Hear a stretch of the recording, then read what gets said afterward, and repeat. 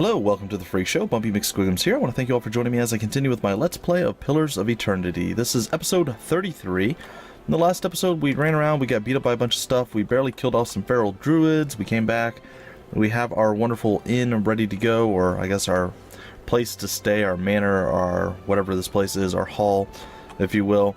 Additionally, we're about to be attacked by bandits. I think I was going to go back downstairs, all the way back over to the keep, and I was going to talk to my throne thing, my throne entity, and see what they had to say. Additionally, we are going to manually defend ourselves against the raiders, the bandits, whatever it is that is actually coming to do murder and killing and death and such. So, that being said, I am going to go do that as soon as the game loads and we actually get in there and get it handled. We'll see though. We shall see. There we are. Okay, well, we'll go 2x because we kind of own this place, so we can run around and do this. And, yeah. It's going to be sweet, sweet nice.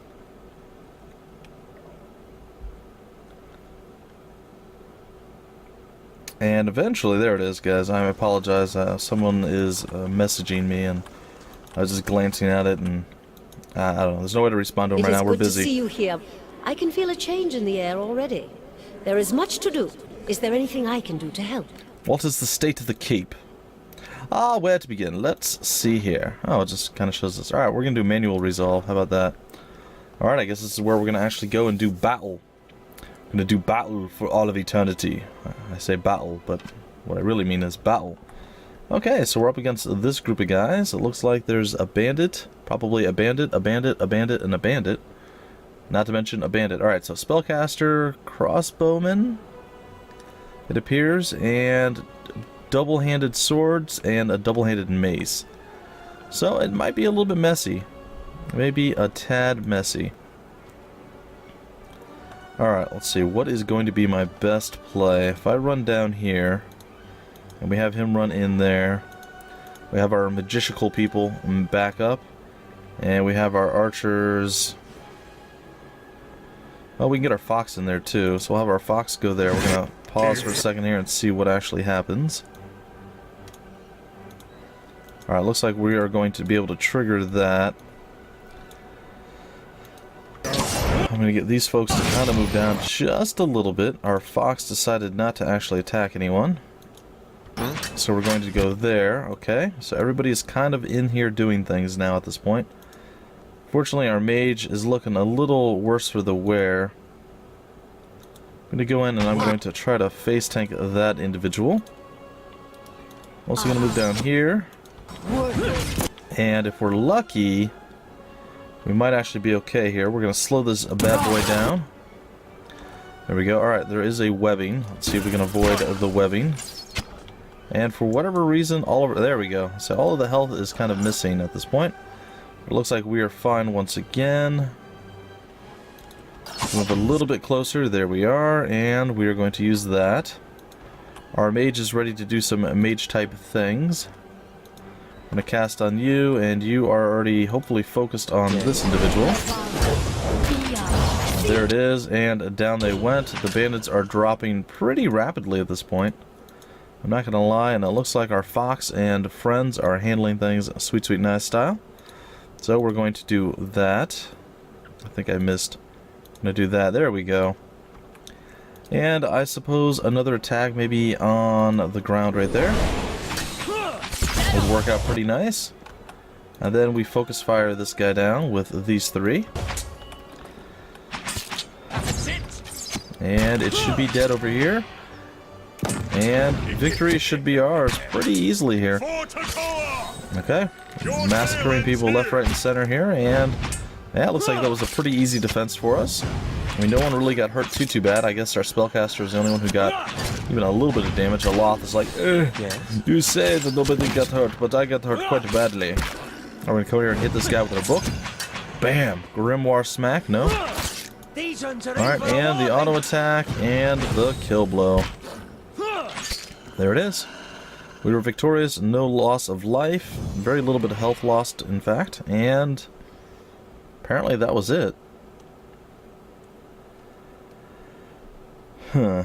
Well, Next? Nope, that's it, huh? What is it? Oh, and we get to see all the stuff laying on the ground. Cool. And it looks like we have a mercenary's grimoire, a wand, and a bunch of random stuff that I really don't care about. Additionally, we were going to go take a look at Aloth's inventory. Let's see here. There it is. And we were going to take a look at Merwald's grimoire, rather. Alright, let's see here. Chill fog calls a blindingly white icy fog into existence, inflicting blindness on anyone entering and freeze damage over time to any in the area of effect. Okay. Spirit shield surrounds the caster with a shield of spirit energy, granting an increased damage reduction and concentration bonus. Additionally, thrust of tattered veils, a quick strike of crushing force, dealing little damage but having a high chance to disrupt enemy spellcasters. Interesting. Bulwark against elements. It allows us to, well, basically take reduced damage against elements. And Fireball, which seems pretty cool. I think I still like our spells better. I don't know.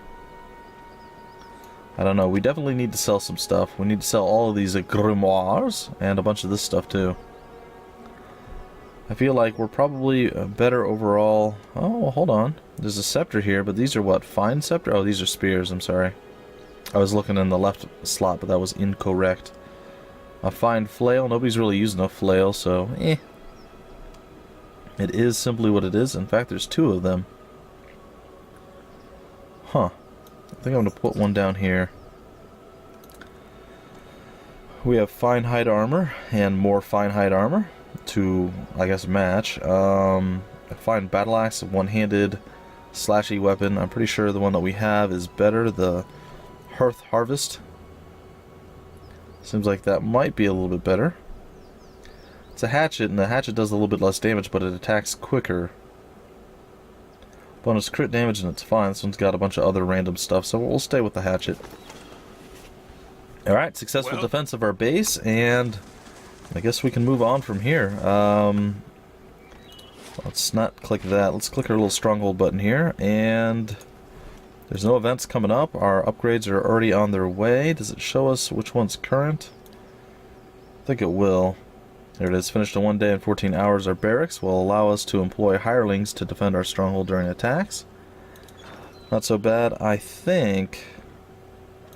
Well, I was hoping that would actually level us up. I don't think it did, though. It didn't really gain us much at all, to be honest.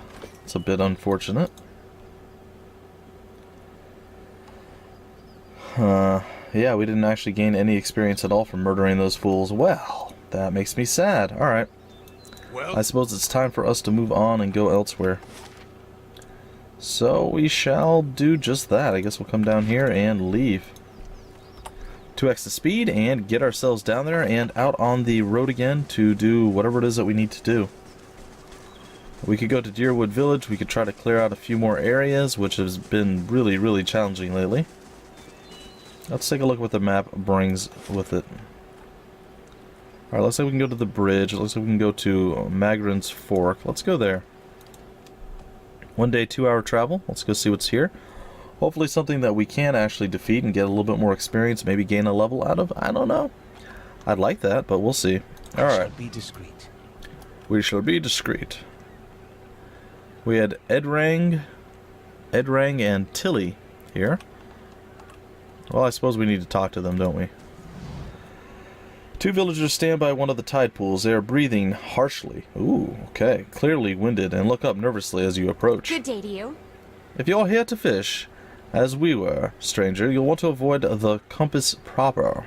The dwarven woman points to the southeast. Her companion shakes his head. A lot of ships wind up spread across the rocks here, so we didn't think much of the wreckage until we heard something. A terrible noise. I thought maybe it was just a survivor, but he wasn't alive. Moving, but not truly alive. Ugh, it was awful. What are you two doing here?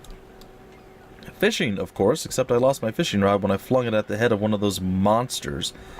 We were looking the tide pools over and thought we'd try our luck down by the rocks. Got the fright of our lives. We'll have to make do with nets here or go hungry. You said there are a lot of shipwrecks here? The woman nods. All the time. It's a lovely place, but dangerous as anything to sail. Good fishing most days. She wipes her brow. I think we'll look further up the coast next time. What do you mean? What did you see? Or what did you see? Corpses. Walking corpses. We don't want any part of it, whatever the cause. Might be we can find something in these tide pools, and then we're headed straight home. Alright, good tidings to you. Wait, do you hear that? Oh, crud. Okay. Hang in there, boys. Hang in there. Can we save them in time is the question. I think maybe we can. Maybe we can. Alright, let's get Durance in there to throw some heals. Hang in there, boys and or girls. Let's get you a heal. Let's get you a spell cast to do some damage. Come on, we gotta get the folks who are badly injured and keep them alive. And we done it. We saved Edrang and Tilly. Gods, what a mess. Thank you for the help, stranger. That's right. You can thank us by paying us large quantities of money. Or something like that. Alright. Ooh, amethysts. And that was a weird sound I had never heard before. We'll take all those things, and they don't want to talk anymore? Nope, they don't. Take care of it. Alright, well, see you guys. Apparently there is unlife to be found somewhere. Flame and sound. So we shall go upon our... Ooh. We shall rest upon our laurels or something? I don't know. Okay, a turquoise. We'll take that. And pages from Fluvano's travels. Okay, well let's read up on that, shall we? That's inventory. There it is. Alright, let's go take a look. I met a helpful Deerwood woman while in Gilded Vale. She was an invaluable guide during my time in that sorry village and agreed to accompany me some part of the way toward Anslog's compass. We parted ways in the wilds, known as Magrin's Fork, but I gave her my amulet so that she might remember me fondly. Perhaps I will return to these lands someday, after all. Alright. Maybe indeed. Yes. Whatever. Okay, so bad Juju Magumbo's going on, but we're going to continue to look around and see if we can't get into a fight or two before this episode is up and over. And it looks like... Oh, they have a priest. That is interesting. Alright, I'm going to go down here. We're going to have you go here. And then the rest of you folks... I think I'm going to try to weave the fox into the priest. Nope, fox is not... Well, maybe the fox can still make it to the priest. I'm still going to try it. There it is, and we are going to cast spells. And it looks like we are going to be entrenched in combat after all. These guys are not exactly the most powerful of enemies, so considering we fought drakes and feral druids and everything else, I don't really feel like this requires much effort. Just saying. I'm just saying. Out of all the things we battled, probably the weakest amongst them. Just saying. There's that weird sound again. Totally fine with it, though. Totally fine. We're going to go with the super speed. But we want to be in stealthy, sneak mode. The flame reveals that I can't loot that. There we go. Alright, a scroll of prayer against fear might be useful. Okay, what else do we have? Is that it? There's nothing else here? Okay, well, we've dealt with that. We've handled that rather nicely. Onward! Onward to victory! There's a dead body over here. And he's got an arbalest, a fine arbalest at that.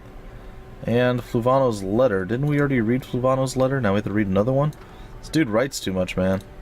He writes too much. Alright, let's open up our inventory once again. How is it that so grand a journey as mine should lead me here? The people of the Deerwood call this pitiable lagoon a sight to see, but all I have experienced here is misfortune. I thought to explore the cavern by the waters, only to discover it was home to sporelings. I went to see the vaunted compass, and lost the bulk of my letters when I tripped over some driftwood. And at last I made to inspect the dragon skull nearby, only to be menaced by some foolish little Zarups. I will return to Gilded Vale as soon as I catch my breath. At least the Zarups do not appear to have followed... Uh-oh. This may be Fluvano's final resting place right here. What is it? That might be a very, very, very dead Fluvano. Take care of it. Well, unfortunate for him. Oop, there's a ghoul, or a gull, if you will. Or we shall murder the gull. I don't really foresee him being much of a challenge, but that's okay. I'm all about the easy. I am all about the easy here. Alright, speaking of sneaky, stab, stealth mode, we're going to continue with that. We're going to continue to wander around and see if we can't find fools to kill, to drop, to pillage, to loot. I don't know. Bring blah, blah, blah, blah, blah. Yeah, I'm still not worried about the three of you guys. We can just pretty much auto-attack our way to this. I suppose if I had to come down here and do this, I could. Burn for it. It is what it is. Alright. There's a lesson to be taught. There's a lesson to be taught. But we don't know what that lesson is. I'm on the trail. We hadn't been taught yet. Alright, let's go grab up this. And it looks like just more random stuff that we don't really need. I feel like we should have gone to this place earlier. Like, maybe we're a little bit too strong to be here now, where this is actually silly. Maybe I'm wrong. Maybe I'm wrong, but this does seem to be rather weak. Generally speaking. I mean, we're basically auto-attacking our way through without any troubles whatsoever. What is it? Okay, is that some sort of snare, you think? No, that's just gonna be some loot. Alright, and what is this? Another one of Fluvano's travels? Okay. Alright, we'll do that. And then we'll go back here and we'll grab that. And I suppose we'll open our inventory and read. While traveling west towards Gilded Vale, I encountered a fellow traveler of some considerable intelligence, and we engaged in pleasant conversation. It came to light that the poor fellow had the most execrable pair of boots upon him. I gave him one of my spare sets that he might better appreciate Valian craftsmanship. May they serve him well, for he said he intended to cross the wilderness known as the Black Meadow. I cannot imagine it as a pleasant place. Okay, I think we're wearing some of them there boots. Yep, Fluvano's boots. Well, they are pretty comfy, I must admit. They are fairly comfortable. Well, there's something over here. At the center of the ring of jagged stone, this boulder casts long shadows across the sand as the sun moves overhead. A lovely sight. Would that we could spend more time by the sea. I know some shanties, you know, we could have a time of it. of course. Well, I'm so glad that you could have a time of it, but we're a little bit busy, guys. We're trying to save the world. Maybe, I don't know. Probably not. We're just trying to figure out why in the world it is that we have all these little issues and problems that we definitely have. Well, I suppose we'll just continue to explore. We'll probably be able to clear this whole area out. And once we do that, I'll probably break off the episode unless we come into like a really, really nasty fight. And it drains on or drones on for a little while. Then probably going to break it off a little bit early before we clear out this whole area. I feel like being here right now, not super threatening or very challenging. I'm just saying. Kill the Zarip. They really stand literally no chance. We definitely should have come here earlier. That would have made everything else so much easier for us. I wonder if we're even getting experience for these things. It doesn't really look like it. Yeah, we got a little bit of experience. Doesn't look like we're getting any more though, but maybe we're only getting experience from like looting thing. What is this? Oh, a Zarip tongue. Lovely. Crabs and small fish cluster in this pool left behind by the tide. Alright, we're going to go back into sneaky stealth mode. Come over here and take a look at where the west thing doesn't... Oh, it shows us the compass? Or Magran's Fork. We can actually go to Anslog's compass. Well, instead of doing that, I'm going to come over here and grab this loot, and we'll make sure we clear the entire area out. And there's another page. Alright. After several days' journey, it seems it is time at last to part ways with my new traveling companion from New Hiomar.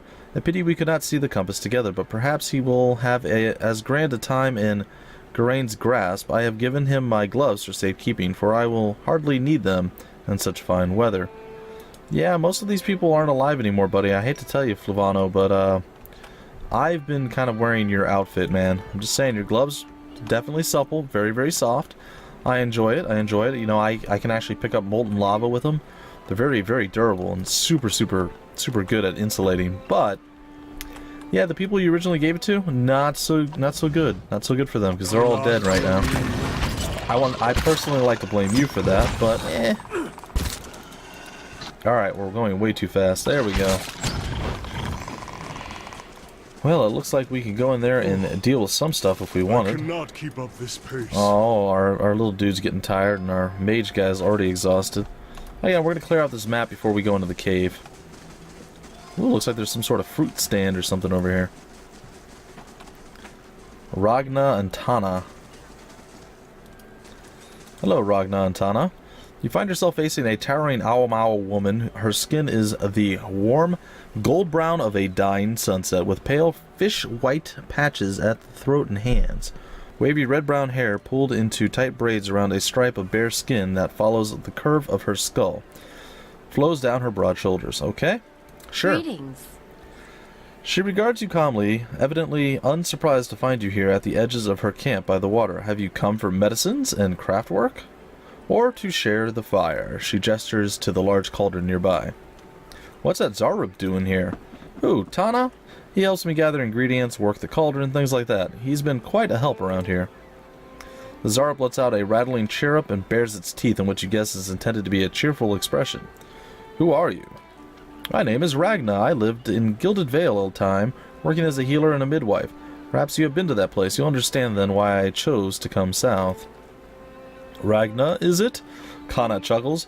And what are you Ragna Nua of, cousin? Why not sail north and join us in Ratuai? Is that where you found that accent, islander? Ragna smirks. Keep your Rautai. I would sooner be king of this little island. More of a little peninsula, I'd say. Do you have anything for sale? Certainly, have a look. Ooh, camping supplies. We will totally take one of those. Thank you.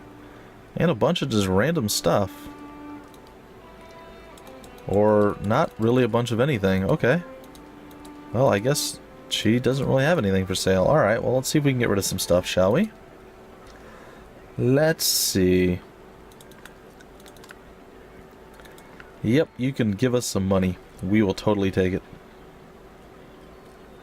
Sure. Trade, and bam. Okay. Wow, we got ripped off. She sells it for 700. We just sold it for what, 70? We got, oh, that's terrible. Well, that's fine, I suppose. Last two little spots to uncover, and then we'll head back over here by the cave, and that is where we'll break off the episode, folks.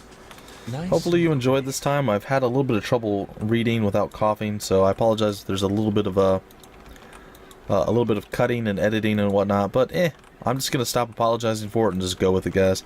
So if you do see cuts or things like that, you'll know for the future that that's what's going on. Or if you hear the mutes like this, excuse me, you'll know that I'm coughing. Unfortunately, I had a little cough after the big cough there, and I couldn't mute in time again. So, yeah. We're just going to work through it, folks. We are going to get through it. But either way, we are about done with this episode. We haven't accomplished a tremendously huge amount, and as I said, this does seem to be like more of a level 1 area, and I probably should have come here before, but I felt like we needed to move forward more than, well, linger around, and I guess that's to my detriment. Either way, folks, that's going to do it for this episode. I will see you tomorrow, probably, with more Pillars of Eternity. Until then, my name's Bumpy McSquigums. Thank you for stopping by the Freak Show, and I will see you later.